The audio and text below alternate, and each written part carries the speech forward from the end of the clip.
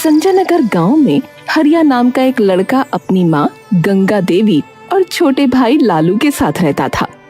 उसके पिता को गुजरे 10 साल बीत चुके थे और अब वो अपना गुजर बसर चाय की छोटी सी दुकान चलाकर कर रहा था। माँ, मैं काम पर जा रहा हूँ। कुछ पैसे देता जा ताकि दोपहर का खाना बना सकूं। अरे माँ, पैसे तो नहीं है। अब जब जाकर चाय बेचूंगा तो कुछ पैसे आएंगे। तो हम लोग दोपहर में क्या खाएंगे भैया? अरे मुझसे क्या पूछता है रे? तू भी तो 18 साल का हो गया है। कुछ काम धाम कर तो पैसे लेकर आ घर में, तो घर का चूल्हा जले। अरे चिल्ला क्यों रे भैया? हाँ बेटा, अब वो भी काम करेगा तो गुस्सा ना कर। हाँ, इसे समझाओ ना माँ, वरना बहुत मुश्किल हो जाएगी। सिर्फ बैठे बैठे खाने मात्र से जिंदगी नहीं चलती। ये बोलकर हरिया गुस्से में घर से निकला और अपनी चाय की टपरी पर पहुंचा। हे भगवान, आज अपनी कृपा से मेरी सही कमाई करवा देना, वरना मेरे घर में चूल्हा नहीं जलेगा। हरिया अपनी दुकान सजाकर तभी ढंग से बैठ भी नहीं पाया था कि वहां जमींदार अपने आदमियों के साथ आ पहुंचा। अरे आइए आइए जमींदार साहब, बैठिए। मैं आपको ना कड़क चाय पिलाता हूँ। बताइए, अदरक वाली या इलायची वाली? अरे ओए, तेरी कड़क चाय पीने नहीं आया हूँ मैं, अपने पैसे लेने आया हूँ जो तू उधार लिए बैठा है महीनों से। जी जमींदार साहब, मैं दे दूंगा आपके पैसे। आजकल बहुत दिक्कत चल रही है, काम अच्छा होता नहीं है और महंगाई बढ़ती चली जा रही है। देखिए ना, आपको पता ही है सब कुछ। अरे सुन रहे लड़के, मुझे कोई मतलब नहीं, समझा? क्योंकि मैं तुझे 2 बार मोहलत पहले ही दे चुका हूं। अब तो चुपचाप ये बता कि तू अपनी ये टपरी खाली करेगा या अपने आदमियों से पिटवाऊं तुझे, हैं? हरिया घबरा गया। उसने फौरन जमींदार के पैर पकड़े और कहा, नहीं नहीं मालिक, ऐसा मत करिए। मैं आपके पैसे चुका दूंगा। पैसे चुका दूंगा? अरे तुम लोग मेरा मुंह क्या देख रहे हो रे? ए कालिया, इसकी दुकान से सारा सामान निकाल कर बाहर फेंक और उसे भी मेरे पैरों से हटा। कुछ आदमियों ने उसकी दुकान का सामान निकाल फेंका और उसे उठाकर एक साइड में फेंक दिया। वो बेचारा रोता हुआ घर पहुंचा। उसके चेहरे पर निराशा और दर्द साफ झलक रहा था। माँ और भाई उसकी हालत देखकर घबरा उठे। अरे बेटा, ये क्या हाल बना रखा है? चेहरा क्यों उतरा हुआ है? भैया क्या हुआ बताओ ना। माँ, आज हमारी टपरी भी चली गई। जमींदार ने अपने आदमियों से सब उजड़वा दिया माँ। अब हमारे पास ना दुकान रही, नहीं कोई सहारा माँ। ये सुनते ही गंगा देवी और लालू के पैरों तले जमीन खिसक गई।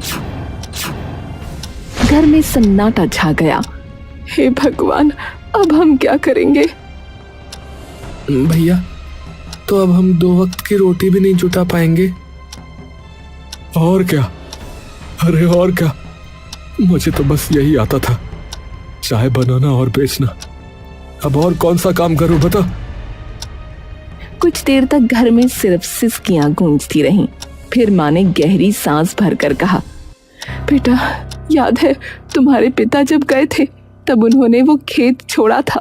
भले ही वो सालों से बंजर पड़ा है, मगर अब तुम्हें उस पर मेहनत करनी होगी। माँ, वो खेत? अरे उस सूखी जमीन पर भला क्या उगेगा? वहां तो घास तक नहीं होती। कोशिश करने वाले की कभी हार नहीं होती बेटा। आज नहीं तो कल जमीन रंग लाएगी। अगर हाथ पर हाथ धरे बैठे रहे तो भूख से मरेंगे। हाँ भैया, माँ सही कह रही है। चलो खेत पर मेहनत करते हैं। अरे भाई, मगर उसमें लगाने के लिए बीज और खाद चाहिए। पैसे कहाँ से लाएंगे इन सब के लिए? खाना तक तो है नहीं घर में। गंगा देवी ने आंचल में हाथ डालकर अपना मंगल सूत्र निकाला और बोली, ये ले लो, इसे गिरवी रख दो। जो पैसे मिलेंगे उससे खेती शुरू कर देना। अरे नहीं माँ, ये कैसे हो सकता है? ये तो पिताजी की आखिरी निशानी है। बेटा, अगर तुम्हारे पिता जिंदा होते तो वो भी यही करते। सुनो, मैं बेचने की नहीं कह रही, बस गिरवी रख दो। जब तरक्की होगी तो वापस छुड़ा लेंगे। बहुत मान मनोहार और आंसुओं के बीच दोनों बेटे आखिर मान गए। अगले ही दिन उन्होंने मंगलसूत्र गिरवी रखकर पैसे जुटाए। चलो लालू, अब कामयाबी या नाकामी सबकी सब हमारी मेहनत पर निर्भर है। हाँ भैया, अब पीछे हटना नहीं है। दोनों भाइयों ने ठान लिया कि वो खेत पर तरबूज की खेती करेंगे। दिन हो या रात, काफी तपती धूप हो या झमाझम बारिश हो, दोनों ने जी जान लगाकर खेत को संवार दिया।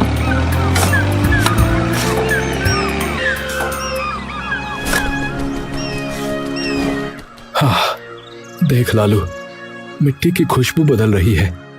लगता है हमारी मेहनत रंग लाएगी रे। हाँ भैया, जमीन भी हमारी लगन को पहचान गई है लगता है। और सचमुच कुछ ही महीनों में खेत बड़े बड़े हरे भरे तरबूज से भर गया। अब समय आ गया जब उन्हें अपनी उपज मंडी ले जानी थी। दोनों भाई बैलगाड़ी में तरबूज भरकर मंडी पहुंचे।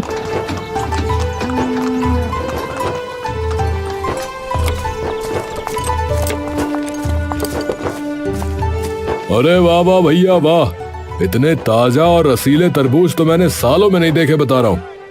हाँ हाँ भाई, हमें सब चाहिए भाई। तरबूज हाथों हाथ बिक गए। जब हरिया और लालू ने गिनती की तो उनके हाथों में मोटी रकम थी। भैया देखो देखो, आज कितना पैसा हुआ है। अब तो हम माँ का मंगलसूत्र तुरंत छुड़ा कर ले आएंगे। हाँ लालू, अब हमारी मेहनत का फल हमें मिल गया। चलो माँ की आंखों की चमक वापस लौटाते हैं अब। हरिया और लालू हाथ में मेहनत की कमाई थामे, चेहरे पर उम्मीद की चमक लिए मंडी से निकले। दिल में बस एक ही बात थी कि आज माँ का मंगलसूत्र छुड़ाना है। पर तभी पीछे से गड़गड़ाहट जैसी आवाज आई। भीड़ चीखती चिल्लाती उनकी तरफ भागी। भैया, ये सब हमारे पीछे क्यों दौड़ रहे हैं? पता नहीं भाई, चलो जल्दी जल्दी आगे बढ़ो। भीड़ ने उन्हें घेर लिया। दुकानदार चंपक सबके आगे आया। अरे ओ हरिया, ठहर जा, हमें उल्लू समझ रखा है क्या है? अरे क्या हुआ भाई, पैसे भी दिए, तरबूज भी दिए, अब और क्या बाकी है? अब क्या बाकी है? बाकी ये है कि तुम्हारे तरबूज बाहर से हरे हरे हैं मगर अंदर से बिल्कुल सफेद, ना मिठास ना ही रस। हमारे ग्राहक थूक थूक कर हमें गालियां दे रहे हैं भैया। क्या ये कैसे हो सकता है? हमने तो मेहनत से खेत संवारा था। ए भैया, सब देख लो तुम अपनी आंखों से। सब लोग कह रहे हैं कि तुम्हारा माल बेकार है भैया। अब एक काम करो, हमारे पैसे वापस करो, वरना यहाँ से जिंदा नहीं जाओगे, बता रहे हैं। भीड़ का गुस्सा आसमान छूने लगा। डंडे उठने लगे, आंखों में खून उतर आया। भाई लोग, हमें एक मौका दो, जरूर कोई गड़बड़ हो गई होगी। हाँ, हमारे पास बस यही पैसा है, इसे ले लो, मगर हमें मारो मत। डरे सहमे दोनों भाइयों ने रकम लौटा दी। दुकानदार तरबूज वापस ठेलों पर पटक गए और गालियां देते हुए चले गए। हरिया और लालू धीरे धीरे घर लौटे। अरे बेटा, ऐसे मुंह लटका कर क्यों आ गए हो? मंगलसूत्र कहाँ है? माँ, सब खत्म हो गया माँ। वो तरबूज अंदर से सफेद निकले। सबने हमें धोखेबाज कहा माँ, पैसे फिर वापस करने पड़े। माँ, हमने महीनों की मेहनत की थी, सब राख हो गया। अब तो जीने की भी इच्छा नहीं बची। देखा माँ, देखा, मैंने पहले ही कहा था, वो खेत बंजर है, उस पर कुछ नहीं उगेगा माँ। नहीं बेटा, अगर जमीन सचमुच बंजर होती तो उस पर तरबूज की बेलें लहलहाती क्यों? कुछ तो चूक हुई है, हार मानने से जिंदगी नहीं चलती। मगर माँ, अब किस में ताकत बची है बताओ? ना पैसा है ना ही हिम्मत है। फिर से कैसे शुरू करेंगे? इस बार तरबूज नहीं, खजूर की खेती करो। समय ज्यादा लगेगा, मगर मुझे यकीन है इस बार किस्मत बदल जाएगी। खजूर? मगर माँ, बात वही है, पैसे कहाँ से आएंगे? इस बार मेरा आंगन ही गिरवी रख दो, ये झोपड़ी ही दे दो। माँ, घर अगर ये भी चला गया तो हम रहेंगे कहाँ माँ? माँ तुम पागल तो नहीं हो गई हो? क्या बोले जा रही हो? पागल नहीं हूँ, बस समझती हूँ कि जिंदा रहने के लिए छत से पहले पेट जरूरी है। अगर भगवान ने चाहा तो ये घर भी लौट आएगा। दोनों भाई माँ की बात सुनकर पत्थर हो गए, मगर हालात ऐसे थे कि इनकार की गुंजाइश ही नहीं थी। अगले दिन वो जमींदार के पास पहुंचे। मालिक साहब, हमारी झोपड़ी गिरवी रख लो, पर कुछ पैसे दे दो।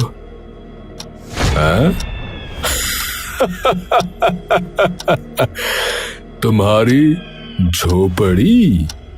अरे वो माचिस की डिब्बी जैसी जगह मेरे किस काम की भाई? मालिक, वो सड़क किनारे है, अगर आप वहां कुछ बनवाएं तो उसकी कीमत आसमान छू लेगी। जमींदार की आंखों में लालच चमक उठा। उसने सोचा, सही कह रहे हैं, सड़क किनारे की जमीन सोने से कम नहीं होती।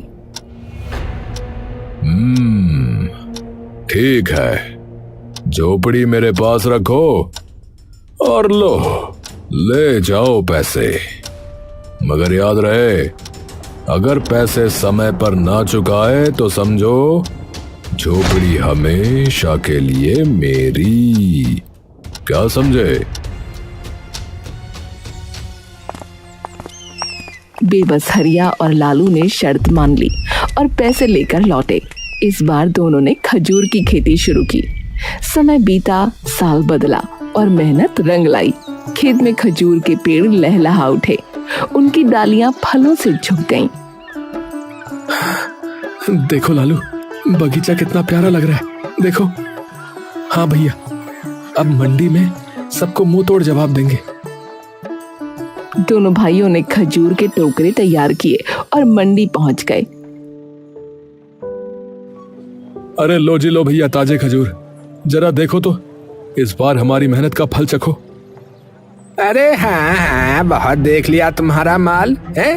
अब की बार बिना देखे ही कहता हूँ कि ये सब बेकार है, नहीं चाहिए भैया, आगे बढ़ो। हाँ, हम नहीं करे देंगे, तुम दोनों धोखेबाज हो भैया, जाओ यहाँ से। अरे भाई, कम से कम देख तो लो, एक बार चख तो लो, फिर कह देना खराब है। ए भाई, कहाँ ना यार, हमें नहीं चाहिए, चलो भागो यहाँ से, वरना अच्छा नहीं होगा, बता रहे हैं।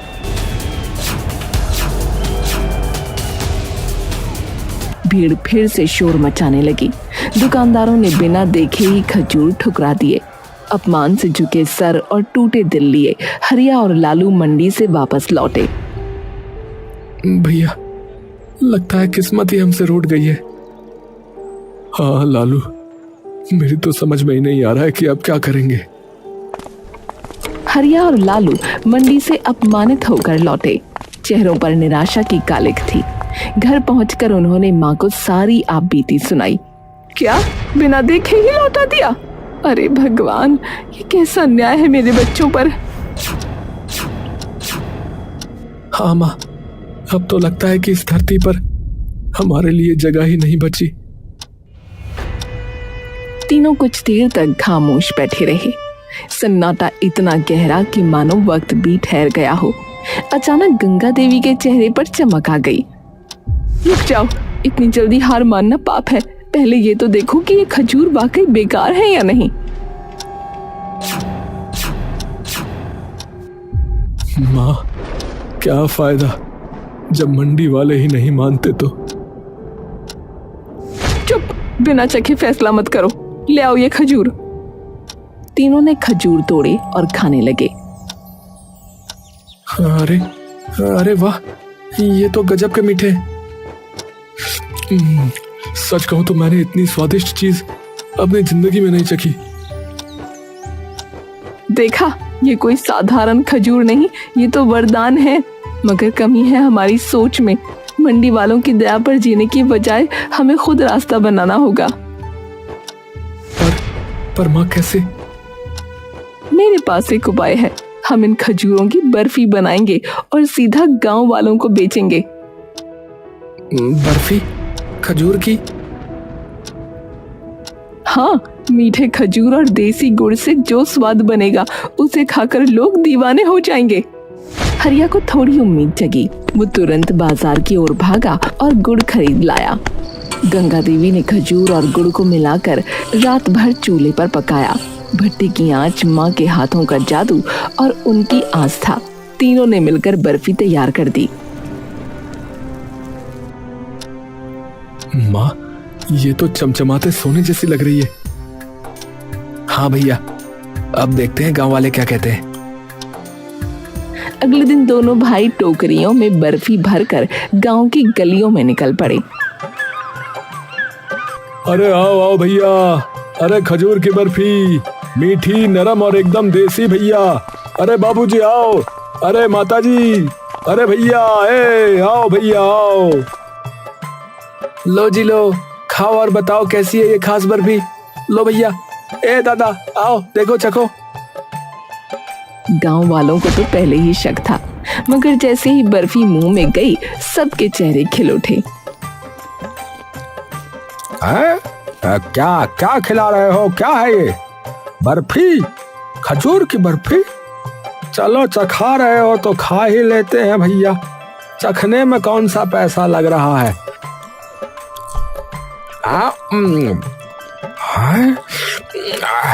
अरे भैया, ये तो गजब है भैया। अरे भैया गजब हो गया, ये गजब है। अरे भाई, और मिठाई तो छोड़ो, ये तो बिल्कुल दवा की तरह ताकत दे रही है। मेरे तो हाथ पैर में दर्द था, लेकिन अब मुझे काफी अच्छा महसूस हो रहा है भैया ये खाकर। एक काम करो भैया, मेरे लिए आधा किलो तोल दो। हाँ, और मेरे लिए 1 किलो भाई। भैया मुझे भी 1 किलो कर देना। मुझे तो बच्चों के लिए भी चाहिए। कुछ ही दिनों में खजूर की बर्फी पूरे गांव की सबसे ज्यादा बिकने वाली मिठाई बन गई। सभी तरफ उन्हीं की चर्चा थी। पैसे बरसने लगे। सबसे पहले हरिया ने माँ का मंगलसूत्र छुड़वाया। मंदिर जाकर उसने माँ के हाथों में उसे डालते हुए कहा, माँ, ये सिर्फ कहना नहीं, ये हमारी इज्जत है। आज फिर से आपके गले की शोभा लौटी है। भगवान करे ये कभी दोबारा न छूटे। अब सिर्फ झोपड़ी छुड़वाने का सपना बाकी था। परिवार की आंखों में नई उम्मीद थी, मगर उनकी तरक्की देखकर जमींदार के दिल में आग लग गई। अरे धत तेरे की, ये गरीब अब अमीर बनेंगे? ऐसा नहीं हो सकता, नहीं हो सकता ऐसा। अगर इनके खजूर ऐसे ही बिकते रहे तो कल को तो ये हमारी बराबरी करने पर आ जाएंगे। तो मालिक करना क्या ये बताओ? अरे रात में जाओ रे कमबख्तों, और इसके सारे खजूर चुरा के ले आओ। सुबह सूरज निकले उससे पहले खेत खाली होना चाहिए। जमींदार ने योजना खतरनाक बनाई, मगर किस्मत से उसकी बातें मंडी के दुकानदार चंपक ने सुन ली। अरे भैया, ये तो घोर अन्याय है। मेहनत से उगे खजूर यूं चुराना? नहीं, मैं हरिया को बता दूंगा। हाँ। चंपक ने फौरन जाकर हरिया को सब बता दिया। अरे भैया सुनो, एक अंदर की बात है। जमींदार जो है तुम्हारे खिलाफ साजिश कर रहा भैया। आज रात उसके आदमी तुम्हारे सारे खजूर चुराने वाले हैं। मैंने सुन लिया था भैया, तभी बताने आ गया। क्या? हमारे खजूर? धिक्कार है ऐसे जमींदार पर। हमारी मेहनत का फल चुराने की हिम्मत कर रहा है वो। बेटा, अब ये वक्त है हिम्मत दिखाने का। अगर तुम आज डरे तो हमेशा दबे रह जाओगे। नहीं माँ, आज मैं सबक उसे जरूर सिखाऊंगा। हरिया ने एक योजना बनाई और उसने खजूर के पेड़ों पर खुजली वाली जड़ी बूटी लगा दी। फिर जब आधी रात को जमींदार के गुंडे आकर खजूर तोड़ने लगे तो उनके पूरे शरीर में खुजली होने लगी। अरे भाई, मुझे ये खुजली सी हो रही है। अरे अरे अरे, ये हाथों में खुजली हो रही है। अरे भाई, अरे अब तो पैरों में भी होने लगी भाई। अरे यार, ये क्या हो रहा है? अरे मेरी मैया, अरे पूरा शरीर तो फैल गई भैया। अरे अरे भैया, पूरी खुजली खुजली हो रही है। अरे भाई, मुझे तो ऐसा लग रहा है जैसे चींटियों ने बारात निकाल ली हो मेरे शरीर के ऊपर। ए भैया। अबे यार, खजूर बाद में, सुनो, पहले खुजली उजली रोकने का इलाज लाओ भैया। अरे